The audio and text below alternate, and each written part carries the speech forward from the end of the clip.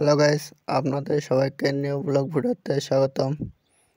তো আজকে আমরা আন্ডারকোটটাতে পানির লাইন, কারেন্টের লাইন এবং ক্যামেরার কাজ করছি। তো আজকে কিন্তু সব কাজ মোটামুটি শেষ। আজকে শুধু ক্যামেরা এবং কিছু বাল্বের কাজ করা হয়েছে। তো আপনারা দেখতে পাচ্ছেন ভিডিওতে কালারিং লাইট এবং ক্যামেরা লাগানো হয়েছে।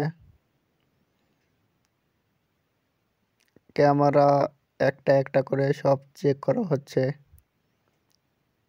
কোনটা ভালো আছে এবং কোনটা নষ্ট হয়েছে।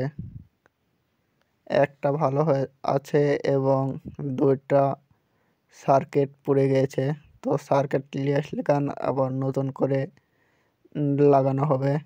এখন বড় ভাই ক্যামেরার কাজ করছে, ক্যামেরা দেখছে যে সার্কিটের সমস্যা হয়েছে নাকি অন্য কোনো জায়গার সমস্যা হয়েছে।